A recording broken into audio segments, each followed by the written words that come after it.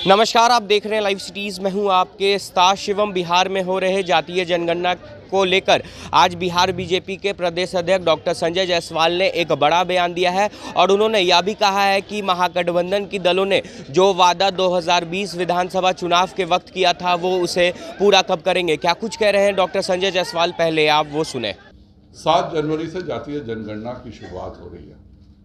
मेरा माननीय मुख्यमंत्री जी से अनुरोध रहेगा कि आप जातीय जनगणना के लिए पूरी सर्वदलीय टीम बनाई। सर्वदलीय के साथ आप प्रधानमंत्री जी के यहाँ गए, उसके बाद बिहार में आपने एक सर्वदलीय बैठक की मुख्यमंत्री जी ने, और वहाँ पर यह निर्णय हुआ कि सभी पार्टियाँ सर्वसम्मति से यह जातीय जनगणना होनी चाहिए। वे सभी दलों ने उसका सपोर्ट किया। भाजपा के वित्त मंत्री जी ने 500 करोड़ रुपए भी दिए। एक तो यह कार्य 6 महीने बाद शुरू हो रहा है। अगर यह पहले शुरू हो जाता तो जो सुप्रीम कोर्ट और हाई कोर्ट के सवाल थे कि ओबीसी की कैसे आप गणना कर रहे हैं, आप शहरों में पहले गणना कर लेते तो किसी प्रकार का विवाद नहीं होता। इसके बदले आप अपने घमंड के कारण आप बिना अकारण हाई कोर्ट से, सुप्रीम कोर्ट से, सभी से आप जानबूझ करके एक तरह से कहें तो उनके निर्णयों की अवमानना कर रहे हैं। यह एक अच्छी बात नहीं है और मेरा आपसे अनुरोध होगा कि कृपया कर अब जब जातीय जनगणना शुरू हो रही है तो सभी दलों को फिर से बुलाया जाए, सभी दलों के सामने बात रखी जाए कि आप कैसे करने जा रहे हैं, किस तरह से ये कार्य होगा, कैसे इसमें कोई गड़बड़ी नहीं होगी। और ख़ास करके हमारे जो 2 प्रश्न हैं, एक कि रोहिंग्या और बांग्लादेशियों को आप कैसे अलग करेंगे, इसके बारे में बिहार की जनता को जानने का हक है। इसको हर हालत में हमें बताया जाए। और दूसरा, जो समाज में अगड़ी जातियों को जो पिछड़े में कर लिया गया, जो मंडल कमीशन की जातियां हैं, जो मुंगेरी लाल की जातियां, उन सभी को मानते हैं। उससे बाहर जो उन्होंने किया है उसके बारे में भी यह स्थिति साफ होनी चाहिए, उसका क्या करेंगे। तीसरी बात जो सबसे महत्वपूर्ण बात है, जो STET और BTET के छात्र हैं, इन्हें क्यों परेशान किया जा रहा है। जब NDA की सरकार थी तो हमने 2,34,000 सरकारी नौकरियां खुद बैठ करके सभी दलों ने मिलकर निकाला था। 1,15,000 तो केवल शिक्षा की नौकरियां थी। अभी तक भी माननीय नीतीश जी ने जो नौकरियों का रिन्यूअल किया है वह सब NDA के समय की मिली नौकरियां थी जिनका ये हुआ था।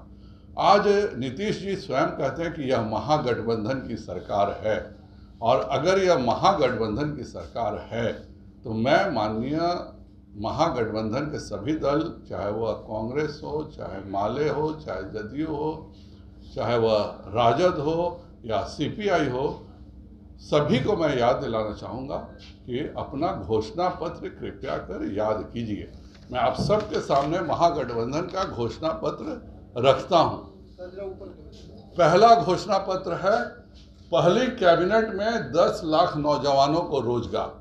तो आपने यह सभी महागठबंधन के सभी दलों ने मिलकर के यह तय किया था कि पहली कैबिनेट में आप 10 लाख लोगों को रोजगार देंगे। यह किसी एक दल का नहीं था। जब सभी दलों ने मिलकर तय किया था तो आज आप कम से कम 15 क्यों नहीं दिया जा रहा है। दूसरा, आपने वादा किया था परीक्षा के लिए भरे जाने वाले आवेदन पत्र पर फीस माफ़ करेंगे। यह आप कब माफ़ करने जा रहे हैं फीस, यह भी बिहार की जनता जानना चाहती है। तीसरा, आपने कहा था कि परीक्षा केंद्रों तक जाने का किराया सरकार देगी। यह महागठबंधन के सभी दलों का संयुक्त घोषणा पत्र है। पलायन रोकने के लिए करेंगे काम। शिक्षकों के लिए समान काम समान वेतन का वादा। तो कब यह आप शिक्षकों के लिए समान काम समान वेतन का वादा महागठबंधन सरकार पूरा करने जा रही है, यह भी वह बताएं। जीविका दीदियों का मानदेय दुगुना करने का भी वादा उन्होंने किया था। और इसके बाद कृषि संबंधी है। राजद अगर याद करे और कांग्रेस याद करे तो उन्होंने किसान के सभी कर्जों को माफ करने को कहा था। मेरा सीधा सवाल है कि यह महागठबंधन की सरकार अपने वादों को कब पूरा करने जा रही है। या महागठबंधन सरकार कह दे कि नहीं है, यह महागठबंधन की सरकार नहीं है, NDA की ही सरकार है, हम सब NDA के हिस्सा हो गए, तो मैं भाजपा ने जो वादा किया था वह मैं लागू कराऊं। और नहीं तो अगर यह उनकी सरकार है तो आज क्यों बच्चे 1 महीने से सड़क पर बैठ के आंदोलन कर रहे हैं? ये कौन बच्चे हैं? आपसे हमारी बात हुई थी, आप जब एनडीए के अंग थे, नीतीश कुमार जी, हमारी आपसे बात हुई थी, 1,15,000 आपने कमिट किया था। ये जो पिछले दिनों 20,000 के करीब नौकरियां बांटे हैं, सब हमारे समय का बांटा हुआ है। तो मेरा माननीय महागठबंधन के सभी नेताओं से अनुरोध है कि कृपया कर आपने जो यह वादा किया था यह आपका है, बाकी भी सबका मैं लाया हूँ। राजद का घोषणा पत्र तो और था, राजद के घोषणा पत्र में है कि बेरोजगार युवाओं को 1,500 रुपये का बेरोजगारी भत्ता देने का वादा है। तो ये कहाँ गया ये 1,500 का? जो माननीय एक युवा को तो रोजगार मिल गया, वह तो उप मुख्यमंत्री बन के बढ़िया से रोजगार चला रहे हैं, लेकिन यह जो आपने बेरोजगार युवाओं को 1,500 का बेरोजगारी भत्ता देने का वादा किया था, उसका क्या होगा? सबसे बढ़िया घोषणा पत्र जदयू का है। जदयू ने अपने घोषणा पत्र में भी एक भी नौकरी का वादा नहीं किया था। आज भी जितनी नौकरियां मिल रही हैं सब जो भाजपा साथ में थी उसके कारण मिल रही है। यह विशेष घोषणा पत्र है जदयू का। ये कभी नौकरी के बारे में न चर्चा किया इन्होंने अपने घोषणा पत्र में, न वादा किया। इसके बाद कांग्रेस के घोषणा पत्र का पहला वादा है किसानों का कर्ज माफ। कब यह आप कर रहे हैं, कृपया कर बताएं। यह भी बेरोजगारों को 1,500 रुपये मासिक भत्ता देने की बात कर रहे थे। तो ये सब आगामी 18 महीने में 4,30,000 खाली पड़े पद देंगे। CPIML का भी था। CPIML मध्याह्न भोजन कर्मियों का पूर्णकालिक सरकारी कर्मचारी का रूप देना। और मैं शुरू से CPIML हमेशा रसोइया संघ को, आशा कार्यकर्ताओं को, सभी को कहते रहा है कि जब हम शासन के हिस्सा बनेंगे तो परमानेंट नौकरी देंगे और पेंशन भी देंगे। सभी रसोइया को ये पेंशन देने का भी वादा किए थे। तो माले कब पेंशन देने जा रही है और कभी ये अपने वादे पूरे, सब ये महागठबंधन के सरकार है। हम तो चलिए मेरे साथ था। तो ये सब जो सरकार है और ये भाजपा का घोषणा पत्र है। पहला हमने कहा था कि सभी को मुफ्त टीका देंगे, यह हुआ है।